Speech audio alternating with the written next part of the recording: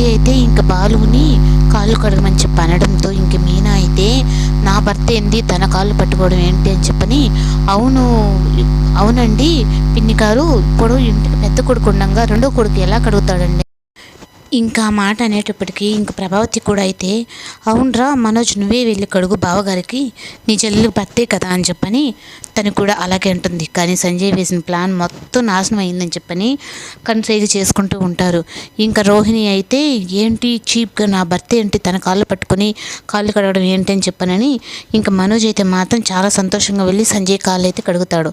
కడిగిన తర్వాత ఇంకా డబ్బులు అయితే ఒక కట్ట అయితే డబ్బులు ఇస్తే మనోజ్కి, ఇంకా కడిగిన దానికి చాలా సంతోషం వేసి డబ్బులు నేను చూసుకుంటూ ఉంటే, అవును బావగారు మీరు కడగడం అంటే ఏది కడగమన్నా కడిగేస్తాడు మా వాడు డబ్బులు ఇస్తారంటే అని చెప్పని అందరి ముందు అయితే మనోజ్ పరువు తీసేస్తాడు.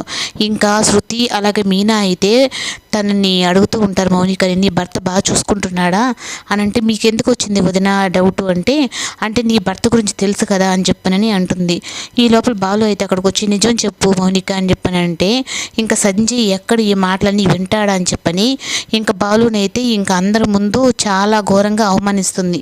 ఏంటన్నయ్య అందరు నీలాగే ఉంటారనుకుంటున్నావా, నువ్వు తాగి వచ్చి ఇంట్లో అంతా గొడవ చేస్తుంటావు కదా, అలాగే అనుకుంటున్నావా, మీ బావగారిని కూడా తను చాలా మంచివాడు, నన్ను ఎంత ప్రేమగా చూసుకుంటున్నాడంటే మీరు అసలుకి నాకు గుర్తు రానంతగా నన్ను అంత ప్రేమగా చూసుకుంటున్నాడు అని చెప్పి అనడంతో ఇంకా సంజయ్కి అయితే అన్ని ఫ్యూజులు అవుట్ అయిపోతాయి.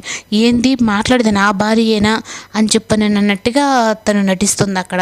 కానీ మనసులో మాత్రం నన్ను క్షమించన్నయ్య, తను ఇక్కడ జరిగే వాటినన్నిటి వింటున్నాడు, నేను ఇప్పుడు ఇలా మాట్లాడలేదు అంటే ఇంకా మళ్ళీ మీ పరువు తీస్తాడు, మీతో నేను కోపంగా ఉండడమే మీ అందరికీ మంచిదని చెప్పని తను అనుకుంటుంది. ఏంటి శృతి నువ్వు ఇంతగా మారిపోతావు నేను అనుకోలేదు అంటే, పెళ్ళిన తర్వాత ఎవరైనా మారాల్సిందే కదా వదిన అని చెప్పని అంటుంది.